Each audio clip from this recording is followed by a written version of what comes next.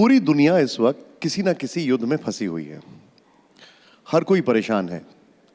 लेकिन विपक्ष जब आरोप लगाता है तो ऐसा लगता है जैसे कि भारत की वजह से ही युद्ध हो रहा है। इस युद्ध से भारत का कोई लेना देना कहाँ है?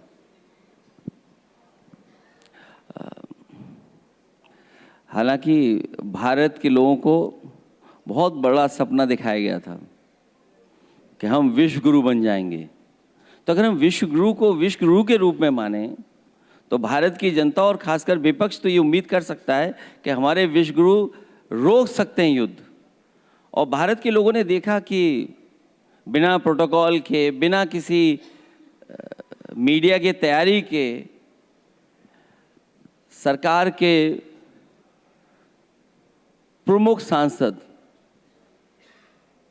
पाकिस्तान में उतर गए थे और इस बार इजराइल से लौटे तो युद्ध हो गया।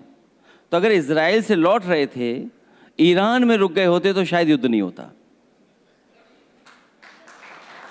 लेकिन अखिलेश जी, कल इसी मंच पर, यहीं पर मोदी जी थे, उन्होंने कहा कि जो ऐसे संकट के समय कुछ लोग ऐसे हैं और कुछ दल ऐसे हैं जो राजनीतिक अवसर खोज रहे हैं, ये वक्त संयम और संवेदनशीलता का है। और यही शब्द विपक्ष के लिए क्यों नहीं? यही शब्द विपक्ष के लिए क्यों नहीं? यही भावना विपक्ष के लिए क्यों नहीं?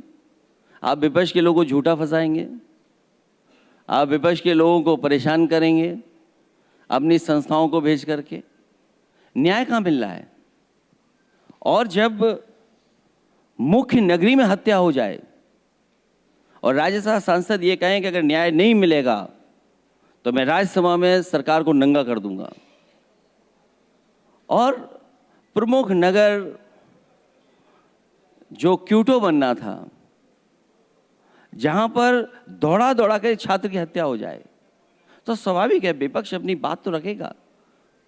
जो संयम, जो न्याय की बात, जो मधुर भाषा की बात है या अपॉर्चुनिटी ढूंढने की बात है, तो न्याय तो दीजिए विपक्ष को। आप न्याय कब देते हैं? देखिए, बिल्कुल विपक्ष को अपनी बात रखनी भी चाहिए और उसे वो मौका भी मिलना चाहिए, न्याय भी होना चाहिए। लेकिन ये जो समय है, जो युद्ध हो रहा है, वो वर्ल्ड क्राइसिस है, वो सिर्फ भारत का क्राइसिस तो है नहीं। इसमें तो सबको मिलजुल के काम करना चाहिए, ये तो एक बड़ा चैलेंज है। तो क्या यहाँ पर वो एकजुटता नहीं दिखनी चाहिए? और इसमें तो हम पीड़ित हैं ना, आरोपी कैसे हो गए? इसीलिए मैंने कहा कि जब आप दुनिया के सामने इतने बड़े देश के और सरकार चला रहे हैं, हर देश से आपके संबंध अच्छे हैं, तो आपकी भूमिका क्या होती है? आपकी भूमिका ये होती है कि युद्ध ही नहीं होता। युद्ध क्यों हुआ? युद्ध टाल सकते थे, तभी तो हम विश्वगुरु मानते किसी को। तो इसका मतलब केवल विश्वगुरु हम इसलिए क्योंकि हम विश्वगुरु हैं, हमने लिख लिया इसलिए विश्वगुरु हो गए, लेकिन विश्वगुरु की जिम्मेदारी भी तो थी कुछ। और मैं ये दावे के साथ कह सकता हूं, अगर विश्वगुरु वाकई विश्वगुरु होते तो ये युद्ध नहीं होता। अगर अमेरिका ने आपके ऊपर सैंक्शन लगाए तो आप भी तो आज कह सकते थे कि अगर युद्ध होगा